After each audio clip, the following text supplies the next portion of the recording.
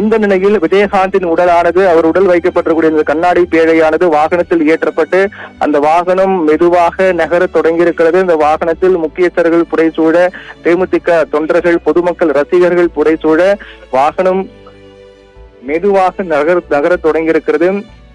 காலையே கிட்டத்தட்ட பெரிய அளவில் போக்குவரத்து நெரிசல் இல்லாத நேரத்தில் கூட அவருடைய அந்த பயண நேரம் என்பது கிட்டத்தட்ட 1 மணி முதல் 1.25 மணி நேரம் ஆனது. தற்போது அதற்கு முற்றிலும் மாறாக அதிக போக்குவரத்து நெரிசல் கொண்ட ஒரு பகுதியாகவும், அதே போன்று ரசிகர்கள் கூட்டம், ஆயிரக்கணக்கான ரசிகர்கள் கூட்டம் இன்னும் வந்து கொண்டே இருக்கக்கூடிய காரணத்தால் அந்த வாகனம் செல்வதில் மிக தாமதம் ஏற்படக்கூடும் என்று எதிர்பார்க்கப்படுகிறது. திட்டமிட்டபடியே சரியாக 4:45 மணிக்கு அவருடைய உடலானது அடக்கம் செய்யப்பட முடியுமா அல்லது அதில் ஏதேனும் தாமதம் ஏற்படுமா என்பதை நாம் பொறுத்திருந்தால், அதாவது அந்த சாலையினுடைய வாகன நெரிசல், மக்களுடைய வருகை, இதையெல்லாம் பொறுத்துதான் நாம் தீர்மானிக்க முடியும். தற்போது அந்த வாகனமானது நகர தொடங்கி இருக்கிறது.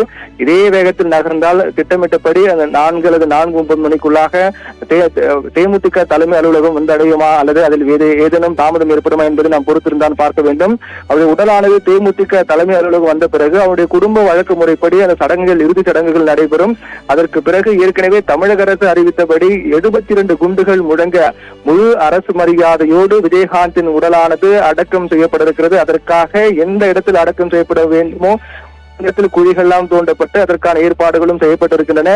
ஏற்கனவே அந்த தேமுதிக தலைமை அலுவலகம் அமைந்திருக்கூடிய பகுதியில் இருக்கக்கூடிய சாலையில் தேமுதிக தொண்டர்கள் சாலை மறியல் போராட்டங்கள் மேற்கொண்டார்கள். குறிப்பாக தங்களையும் இந்த இறுதி சடங்கில் பங்கேற்க அனுமதிக்க வேண்டும், எங்களுடைய கேப்டன், எங்களுடைய தலைவன், எங்கள் கலைஞர் விஜயகாந்தை நாங்கள் பார்க்க வேண்டும், அவருடைய இறுதி சடங்கை நாங்கள் பார்க்க வேண்டும், எங்களுக்கு அதுக்கு அனுமதி கொடுக்க வேண்டும் என்ற கோரிக்கையை முன்வைத்து நூற்றுக்கணக்கான தொண்டர்கள் கோயம்பேட்டில் இருக்கக்கூடிய தேமுதிக தலைமை அலுவலகம் அருகிலே சாலை மறியல் போராட்டம் மேற்கொண்டார்கள். அப்போது லேசான போலீசாரால் லேசான தடியடி எல்லாம் மேற்கொள்ளப்பட்டது.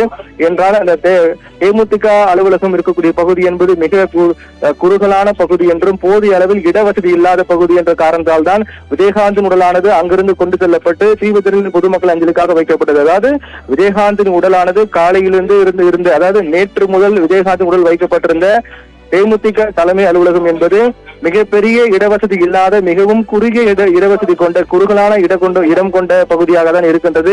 அது மட்டும் இல்லாமல் அந்த பகுதியே, அந்த தலைமை அலுவலகம் அமைந்திருக்கூடிய பகுதியே சாலை போக்குவரத்துக்கு மிகவும் நெரிசலான பகுதியாக தான் உள்ளது. அதன் காரணமாக தான் அங்கே விஜயகாந்தின் உடல் தொடர்ந்து பொதுமக்கள் அஞ்சலிக்காக வைக்கப்பட்டால் மிகப்பெரிய வாகன நெரிசல், போக்குவரத்து நெரிசல் ஏற்பட்டு சென்னையை சந்திக்கக்கூடிய சூழல் உருவாகும்.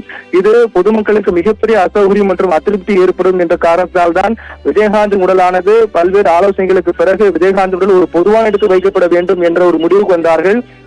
நேற்று தொடர்பாக பல்வேறு ஆலோசனைகள் மேற்கொள்ளப்பட்டது. என்றால் தொடர்ந்து நேரம் செல்ல அவர்கள் திட்டமிட்டபடி இன்று மாலை 4:45 மணி அளவில் தான் அவருடைய உடலானது அடக்கம் செய்யப்படும் என்று அறிவித்தார்கள். அப்படி இருக்கக்கூடிய சூழ்நிலையில் நேரம் இன்னும் அதிகமாக இருக்கக்கூடிய காரணத்தால் இன்னும் நேரம் செல்ல ரசிகர்கள், பொதுமக்கள் வருகை என்பது அதிகமாக கொண்டே போகும். அதே சமயத்தில் திரைத்துறை சேர்ந்தவர்கள், கலைஞர்கள், விஐபி என்று சொல்லக்கூடிய முக்கிய நபர்களுடைய வருகையும் அதிகமாக கொண்டே போகும். அப்படி இருக்கக்கூடிய சமயத்தில் அது தேமுதிக தலைமை அலுவலகத்தில் உடல் அஞ்சலி வைக்கப்பட்டால் அது மிகப்பெரிய அதிருப்திக்கு வழிவகுக்கும், மிகப்பெரிய வாகன போக்குவரத்து நெரிசலுக்கு வழிவகுக்கும். ஒட்டுமொத்தமாக சென்னையே ஒரு பகுதி முழுவதும் ஸ்தம்பிக்கக்கூடிய சூழல் உருவாகும். அதன் காரணமாக விஜயகாந்தின் உடல் அங்கு வைக்கப்படுவது என்பது ஏற்புடையதல்ல, அது சரியாக இருக்காது என்றும், அது மட்டுமில்லாமல் அங்கு வைக்கப்பட்டால் ஆயிரக்கணக்கான ரசிகர்கள் அவருடைய நேரில் சந்தித்து அஞ்சலி செலுத்த முடியாத ஒரு சூழல் ஏற்படும் என்றும், அதன் காரணமாகத்தான் அவருடைய உடலானது தீவுத்திடலில், அதாவது பொதுவான ஒரு இடத்தில் வைக்கப்பட வேண்டும் என்று தீர்மானிக்கப்பட்டு தீவுத்திடலில் அவருடைய உடல் பொதுமக்கள் அஞ்சலிக்காக வைக்கப்பட்டது. இன்று காலை 6 மணி முதல் விஜயகாந்தின் உடலானது தீவுத்திடலில் பொதுமக்கள் அஞ்சலிக்காக வைக்கப்பட்டது. அதற்காக நேற்று இரவு முழுவதும் கிட்டத்தட்ட 300 மாநகராட்சி பணியாளர்கள் ஒன்றாக ஒரே இரவில் குவிக்கப்பட்டு அதிரடியான பணிகளை மேற்கொண்டார்கள். அந்த தீவுத்திடலை இறுதி சடங்கு செய்வதற்கான அந்த அஞ்சலி செலுத்துவதற்கு ஏதுவாக அந்த கட்டமைப்பை மாற்றினார்கள். அந்த மிகப்பெரிய பிரம்மாண்ட பந்தல் அமைப்பது, அதே போன்று அந்த தடுப்புகள், இரும்பு தடுப்புகள் அமைப்பது, எந்த வழியாக பொதுமக்கள் வந்து அஞ்சலி செலுத்திவிட்டு எந்த வழியாக வெளியேற வேண்டும், பொதுமக்களுக்கான தனி வழி, பொதுமக்கள் தொண்டர்களுக்கான தனி வழி, அதே போன்று விஐபி என்று சொல்லக்கூடிய முக்கிய பிரபலங்கள், அரசியல் தலைவர்கள் மற்றும் சினிமா பிரபலங்கள் வரக்கூடிய விஐபி அவர்களுக்கான தனி வழி என அந்த வழிகளெல்லாம் பிரிக்கப்பட்டு பல்வேறு திட்டங்களோடு அந்த பகுதியானது கட்டமைக்கப்பட்டது. இது ஒரே இரவில் முழுக்க 300 மாநகராட்சி பணியாளர்கள் களமிறங்கி அந்த பணியை மேற்கொண்டார்கள். அப்படியாக பல்வேறு திட்டமிடலோடு அமைக்கப்பட்ட அந்த தீவுத்திடல் விஜயகாந்தின் உடலானது காலை 6 மணிக்கு சரியாக 5 மணிக்கு தேமுதிக தலைமை அலுவலகத்திலிருந்து புறப்பட்டு 6 மணிக்கு விஜயகாந்த் உடலானது தீவுத்திடலை வந்தடைந்தது.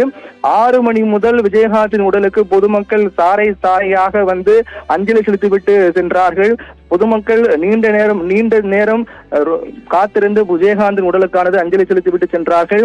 நேரம் செல்ல செல்ல இந்த கூட்டம் என்பது குறையவில்லை, அதிகமாக கொண்டே சென்றது. அதே போன்று ஒரு புறம் பொதுமக்கள் தொண்டர்கள் தாண்டி மறுபுறம் சினிமா துறையினர், சினிமா பிரபலங்கள் என அனைவரும் ஒரே இடத்தில் குவிந்து விஜயகாந்த் உடலுக்கு கண்ணீர் மல்க அஞ்சலி செலுத்தினார்கள். வரக்கூடிய ஒவ்வொரு தொண்டர்களும் ஒவ்வொரு ரசிகர்களும் கேப்டன் கேப்டன் என்று கதறி அழக்கூடிய காட்சி நாம் தொடர்ச்சியாக பார்த்து கொண்டு வருகின்றோம்.